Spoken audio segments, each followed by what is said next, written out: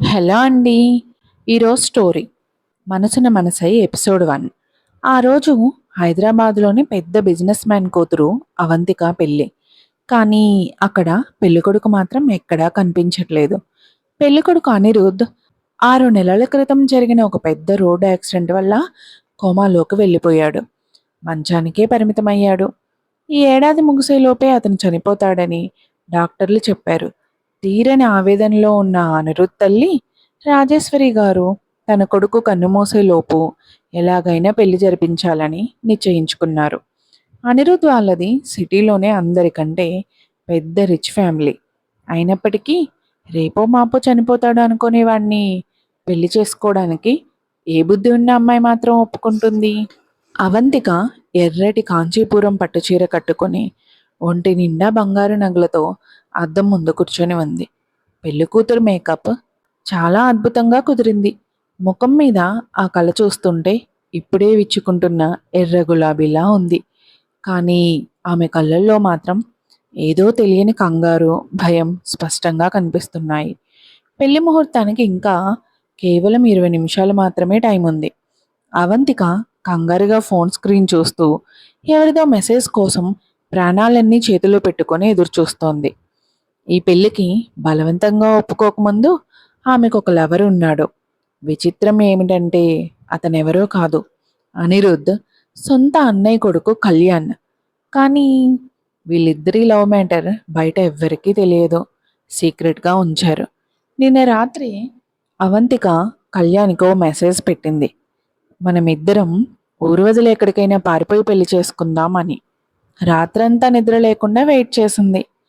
కానీ అతని నుండి ఎలాంటి రిప్లై రాలేదు. ఇక ఆమె ఆగలేకపోయింది. అవంతిక సీట్లోంచి లేచి ఫోన్ గట్టిగా పట్టుకొని ఏదో ఒక నెపం చెప్పి రూమ్లో నుంచి బయటకు వచ్చింది. కారిడార్లో వేగంగా నడుస్తూ ఒక రూమ్ దాటుతుండగా లోపల నుంచి వచ్చిన శబ్దానికి ఒక్కసారిగా అక్కడే షాక్ తిని ఆగిపోయింది. ఆ రూమ్ తలుపు కొద్దిగా తెరిచి ఉంది. లోపల ఆమె సవతి తల్లి కూతురైన కావ్య నవ్వుతూ మాట్లాడుతున్న గొంతు వినిపించింది. నా పిచ్చి అక్క ఇంకా నువ్వు వస్తావని ఆశగా వెయిట్ చేస్తూనే ఉంటుంది కళ్యాణ్. నువ్వు వెళ్ళి ఆమెను కొంచెం బుజ్జగించొచ్చుగా. ఒకవేళ చివరి నిమిషంలో మైండ్ మార్చుకొని పెళ్లి వద్దని పారిపోతే మన పరిస్థితి ఏంటి? అంది కావ్య. కళ్యాణ్ కావ్యను దగ్గరకు లాక్కుంటూ, మ్యాటర్ ఇంతవరకు వచ్చాక ఇప్పుడు ఆమె వెనక్కి తగ్గడానికి వేరే ఆప్షన్ ఉందా ఏంటి? ఒకవేళ వద్దన్నా సరే సెక్యూరిటీ గార్డులు ఆ మెడ పట్టుకుని మరీ పెళ్లిపీటల మీద కూర్చోబెడతారు అన్నాడు నవ్వుతూ. కావ్య కుళ్ళు నవ్వు నవ్వుతూ, నువ్వు ప్రతి రాత్రి నాతోనే గడుపుతున్నావని తెలిస్తే అవంతికకు పిచ్చి పట్టడం ఖాయం అంది. ఆ మాటలు వినగానే అవంతికకు తల తిరిగిపోయినట్లయింది. ఒక అడుగు వెనక్కి వేసి కింద పడిపోబోయింది. ఆమె తన పట్టుచీర కొంగును గట్టిగా పట్టుకొని కళ్ళల్లో వస్తున్న కన్నీళ్లను బలవంతంగా ఆపుకుంది. ఆమె తండ్రి బిజినెస్లో నష్టాలు వచ్చి ఒంట్లో బాగోక హాస్పిటల్లో చేరారు. ఆ టైం చూసి ఆమె సవతి తల్లి వసుంధర తన స్వార్థం కోసం అవంతికను బలవంతంగా ఈ పెళ్లికి ఒప్పించింది. ఇదంతా ఫ్యామిలీ కోసమే అని కలరింగ్ ఇచ్చినప్పటికీ అవంతికను వదిలించుకోవడానికి వసుంధర ఈ ప్లాన్ చేసిందని ఆమెకు తెలుసు. కానీ తనను ప్రాణంగా ప్రేమిస్తున్నానని చెప్పిన లవరే ఇలా వెన్నుపోటు పొడుస్తాడని ఆమె అస్సలు ఊహించలేదు. ఆ అనిరుద్ధు చనిపోయాక నేనే పెళ్లి చేసుకుంటాను అని కళ్యాణ్ చెప్పిన మాటలన్నీ అబద్ధాలని, పెద్ద మోసమని ఆమెకు అర్థమైపోయింది. ఆమె నమ్మిన ఆశలన్నీ ఒక్కసారిగా కూలిపోయాయి. ఊపిరి ఆడనట్లు అనిపించింది. లోపల వాళ్ళ మాటలు ఇంకా ఎక్కువవుతుండగా అవంతిక చేతులు గట్టిగా ముడిచింది. ఆమె కళ్ళల్లో ఉన్న బాధ కాస్త కోపంగా, కఠినంగా మారిపోయింది. ఇన్నాళ్ళు తండ్రి కోసం ఆ సవతి తల్లి ఆమె కూతురు చేసిన అవమానాలన్నీ భరించింది. ఫ్యామిలీ కోసం ఎన్నో సర్దుకుపోయింది. తాను ఎంత అమాయకురాలిగా, పిచ్చిదానిగా ఉందో ఇప్పుడు తెలిసింది. కానీ ఇకపై తనను ఎవ్వరూ ఆటబొమ్మలా వాడుకోలేరు. తనకు దక్కాల్సిన ప్రతి దాన్ని ఆమె తిరిగి లాక్కోవాలని డిసైడ్ అయ్యింది. కొద్దిసేపటికి పెళ్లి వేడుక స్టార్ట్ అయింది. అవంతిక చేతిలో కొబ్బరి బొండం పట్టుకొని పట్టుచీరలో నెమ్మదిగా నడుస్తూ పెళ్లిపీటల వైపు వచ్చింది. బ్యాక్గ్రౌండ్లో మంగళ వాయిద్యాలు, సన్నాయి రాగాలు వినిపిస్తున్నాయి. ఎదురుగా భర్త లేకపోయినా ఎవరి సపోర్టు లేకుండా జీలకర్ర బెల్లంను పీటల మీద ఉంచి తన పెళ్లి ప్రమాణాలు తానే చేసుకొని తన మెడలో తానే మంగళసూత్రం వేసుకొని వేలికి ఉంగరం తొడుక్కుంది.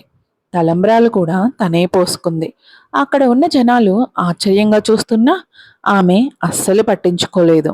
కానీ అంతటితో రాజశ్రీ గారు ఊరుకోలేదు.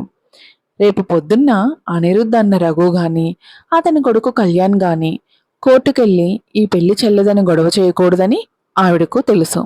అందుకే పెళ్లి జరిగిన మరుసటి రోజే రాజేశ్వరి గారు సబ్ రిజిస్టర్ ఆఫీస్ రూల్స్ ప్రకారం స్పెషల్ మ్యారేజ్ యాక్ట్ కింద ఇంటికే రిజిస్ట్రేషన్ అధికారులను రప్పించారు. కోమాలో ఉన్న అనిరుద్ వేలిముద్రలను లీగల్గా సేకరించి సాక్షులుగా రాజేశ్వరి గారు లాయర్ సంతకాలు పెట్టి ఆ పెళ్లిని ప్రభుత్వ రికార్డుల్లో నమోదు చేయించారు. మ్యారేజ్ సర్టిఫికెట్ చేతికి రాగానే రాజేశ్వరి గారు అవంతికతో ఇలా అన్నారు. ఇదిగో అవంతిక, ఇప్పుడు నువ్వు లీగల్గా అనిరుద్ భార్యవి. ఈ సర్టిఫికెట్ ఉన్నంతకాలం మా ఫ్యామిలీలో ఉన్న ఏ ఒక్కడు నిన్ను వేలెత్తి చూపించలేడు. అనిరుద్ధ ఆస్తిలో నీకు దక్కాల్సిన హక్కును ఎవ్వరూ లాక్కోలేరు. ఈ రోజు నుండి ఆమె అనిరుద్ భార్య. ఇప్పుడు ఆమెను ఎవ్వరూ ఏమీ చేయలేరు, ముట్టుకోలేరు కూడా. కానీ ఒకప్పుడు ఈ సిటీకి బాసలా బతికిన ఆమె భర్తకు టైం చాలా తక్కువగా ఉంది. ఆ రాత్రి అవంతికను అనిరుద్ ఉండే పెద్ద బంగ్లాకు పంపించారు. అది సిటీలోనే అత్యంత ధనవంతులు ఉండే ఏరియాలో ఉంది. దాని రేటు 100 కోట్లకు పైనే ఉంటుంది. అవంతిక ఆ ఇల్లంతా సరిగ్గా చూసేలోపే అక్కడ పనిచేసే సుమతి అనే ఆవిడ ఆమెను నేరుగా అనిరుద్ ఉన్న బెడ్రూమ్లోకి తీసుకువెళ్ళింది. ఆమె కళ్ళు వెంటనే మంచం మీద పడుకొని ఉన్న వ్యక్తి వైపు వెళ్ళాయి. నెమ్మదిగా అతని దగ్గరకు వెళ్ళి ముఖాన్ని గమనించింది. అనిరుద్ ఫీచర్స్ చాలా బాగున్నాయి. మంచి కటౌట్, పడుకొని ఉన్న ఒక రాయల్ లుక్ కనిపిస్తోంది. చాలా రోజులుగా రూమ్లోనే ఉండడం వల్ల స్కిన్ కొంచెం తెల్లబారినట్లు ఉంది. కానీ అతని హ్యాండ్సమ్ ముఖం చూస్తే ఎవరైనా కళ్ళు తిప్పుకోలేరు. అతనికి ఈ యాక్సిడెంట్ జరిగిపోయి ఉంటే అవంతిక అతని భార్య అయ్యే ఛాన్సే లేదు. ప్రమాదానికి ముందు అనిరుద్ ఈ బిజినెస్ వరల్డ్లోనే మోస్ట్ పవర్ఫుల్ పర్సన్. అతని కంపెనీ దేశంలోనే టాప్ 10లో ఒకటి. అతను చాలా డేంజర్ అని, శత్రువుల పని పడతాడని, అండర్ వరల్డ్తో కూడా లింకులు ఉన్నాయని బయట గట్టిగా టాక్ ఉంది. అతనికి ఎదురు తిరిగితే సర్వనాశనమే. అలాంటి వ్యక్తిని తను పెళ్లి చేసుకుంటానని అవంతిక ఎప్పుడూ అనుకోలేదు. ఆమె అలా ఆలోచనలో ఉండగానే రూమ్ డోరు తెరుచుకుంది. కట్ చేస్తే లోపలికి వచ్చింది కళ్యాణ్. నన్ను క్షమించు అవంతిక, ఈరోజు ఆఫీస్ పనుల వల్ల చాలా బిజీగా ఉండిపోయాను. అందుకే నిన్ను చూడ్డానికి ఇప్పుడే రాగలిగాను అన్నాడు కళ్యాణ్ ఏదో నిజాయితీగా నటిస్తూ. నేను ఇప్పుడే మీ బాబాయ్ని పెళ్లి చేసుకున్నాను. నన్ను ఎలా పిలవాలో కూడా నీకు తెలీదా అంది అవంతిక చాలా కఠినంగా. నా మీద కోపంగా ఉన్నావని నాకు తెలుసు. మనం పారిపోతే నువ్వు కష్టపడాల్సి వస్తుందని నేను రాలేదు. బాబాయ్ ఎలాగో చనిపోయే స్థితిలో ఉన్నాడు. నువ్వు ఇంట్లో ఏ కష్టం లేకుండా రానిలా ఉండొచ్చు. ఆయన చనిపోగానే నేను మంచి లాయర్ని మాట్లాడి ఆస్తి అంతా నీకే దక్కేలా చూస్తాను అన్నాడు. కళ్యాణ్ త్వరగా అవంతిక చేతులు పట్టుకొని ఆ తర్వాత ఈ ఆస్తి అంతా మనదే అవుతుంది అన్నాడు ఆశగా. కళ్యాణ్ కావ్యాల మధ్య జరిగిన సీన్ గుర్తుకు రాగానే అవంతికకు ఒళ్ళు మండింది. అసహ్యం వేసింది. చెయ్యి వదులు అని గట్టిగా అరిచింది. ఆమె అలా గట్టిగా అరిచేసరికి కళ్యాణ్ ఒక్కసారిగా షాక్ అయ్యాడు. తను చూస్తున్నది పాత అవంతికేనా అని డౌట్ వచ్చింది. ఎందుకంటే అవంతిక ఎప్పుడూ చాలా సాఫ్ట్గా ఉండేది. ఎప్పుడు ఎవరి మీద గట్టిగా మాట్లాడలేదు. తన సీక్రెట్ ఏమైనా తెలిసిపోయిందా అని కళ్యాణ్కు లోపల భయం స్టార్ట్ అయ్యింది. అతను కొంచెం కంగారు పడుతూ ఆమెకు నచ్చ చెప్పడానికి ముందుకు జరిగాడు. కానీ మరుసటి సెకండ్ అతని చూపు అవంతిక వెనుక ఉన్న మంచం వైపు వెళ్ళింది. ఏదో దయ్యాన్ని చూసినట్లు అతని కళ్ళు పెద్దవయ్యాయి. నోట మాట రాలేదు. వణుకు వచ్చేసింది. అతను అతను అని కళ్యాణ్ నత్తిగా అన్నాడు. అప్పటి వరకు అస్సలు కదలకుండా మంచం మీద పడుకొని ఉన్న అనిరుద్ నెమ్మదిగా తన కళ్ళు తెరవడం స్టార్ట్ చేశాడు. మీకు ఈ స్టోరీ నచ్చినట్టయితే ప్లీజ్ సబ్స్క్రైబ్ చేసుకోండి. లైక్ చేసి షేర్ చేయండి. మరో ఎపిసోడ్తో మళ్ళీ కలుద్దాం. Thank you.